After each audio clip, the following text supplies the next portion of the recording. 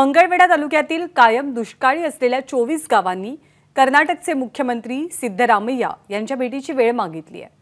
त्यानंतर मंगळवेढ्याचे भाजपचे आमदार समाधान औताडे यांनी कुणालाही कर्नाटकामध्ये जाण्याची गरज पडणार नाही, महाराष्ट्रच तुम्हाला न्याय देईल अशी समजूत काढण्याचा प्रयत्न केला। मात्र संतप्त झालेले शेतकरी आणि पदाधिकारी ऐकण्याच्या मनस्थितीत नसल्याचं दिसून येतंय। शेवटच्या टप्प्यापर्यंत ही फाईल आलेली आहे। अनेक त्रुटी होत्या आणि मला नक्की खात्री आहे हे आपलं सरकार आहे। हे महाराष्ट्रातलं एकनाथजी शिंदे साहेबांच्या आणि देवेंद्रजी फडणवीस साहेब, अजितदादा यांच्या नेतृत्वातलं हे सरकार आहे। हे सरकार या सगळ्या लोकांच्या खंबीरपणे पाठीमागं राहणार आहे। त्यामुळे कर्नाटकमध्ये जाण्याची कुठलीही गरज नाही। यांच्या सगळ्या अडचणी या निमित्ताने सरकार सोडवेल याची मला खात्री आहे। आणि या संदर्भात अधिक माहिती देत आहेत आपले प्रतिनिधी सुनील दिवाण। सुनील, या गावकऱ्यांची नेमकी अडचण काय आहे? कर्नाटकच्या मुख्यमंत्र्यांशी त्यांनी संवाद का साधलाय? कायम दुष्काळी असणाऱ्या मंगळवेढा तालुक्यातील 24 गावांनी कर्नाटकात जाण्याचा जो इशारा दिला होता महाराष्ट्र शासनाला, याबाबत आता ही गावं जी आहेत ते खूपच आक्रमक मनस्थितीत दिसायला लागलेली आहेत।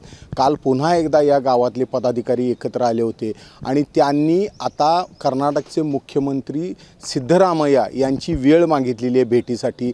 आणि या भेटीमध्ये आमच्या 24 गावांना जिथं महाराष्ट्राने 64 वर्षात कधी पाणी दिलं नाही तिथं तुम्ही पाणी द्यावं, आलमट्टीतून देता येत असेल तर आलमट्टीतून पाणी द्यावं आणि आम्हाला कर्नाटकात आम्ही यायची इच्छा आहे, आम्हाला कर्नाटकात सामावून यायचं आहे, फक्त आम्हाला पाण्याची जर तुम्ही व्यवस्था केली तर आम्ही तुमच्यासोबत यायला तयार आहोत, अशा रीतीचं मागणं आता ही सर्व 24 गावचे सरपंच असतील किंवा ग्रामस्थ असतील, शेतकरी असतील, हे आता कर्नाटकच्या मुख्यमंत्र्यांना घालणार आहेत, असं गारानं मांडणार आहेत। आणि यासाठी त्यांनी कर्नाटकच्या मुख्यमंत्र्यांची वेळ मागितलेली आहे।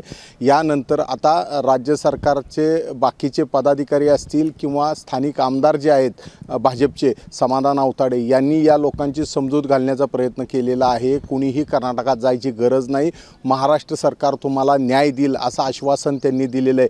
मात्र या गावांची जी मागणी आहे, जे 64 वर्षात झालं नाही ते आता आम्हाला द्यायचं असेल तर लोकसभेच्या निवडणुकीच्या आचारसंहितेपूर्वी द्यावं, नाहीतर आम्ही निवडणुकीवर तर बहिष्कार घालणारच आहोत।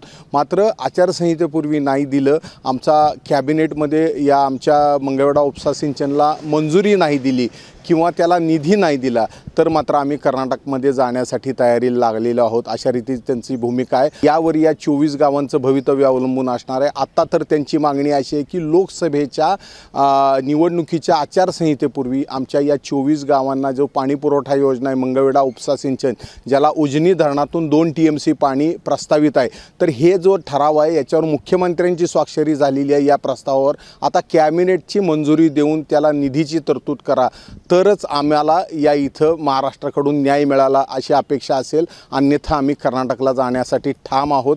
कर्नाटकच्या मुख्यमंत्र्यांनी जर या लोकांना वेळ दिली तर हे प्रकरण अजून चिघळणार आहे। त्यामुळं आता महाराष्ट्र सरकारने तातडीने हालचाल करण्याची गरज आहे असं दिसून येते। सरकारकडनं हस्तक्षेपाचा प्रयत्न होतोय, परंतु ग्रामस्थ काहीसे संतप्त आहेत, ऐकण्याच्या भूमिकेत नाहीत, असं सध्याचं तरी चित्र आहे। धन्यवाद सुनील या सगळ्या माहितीबद्दल।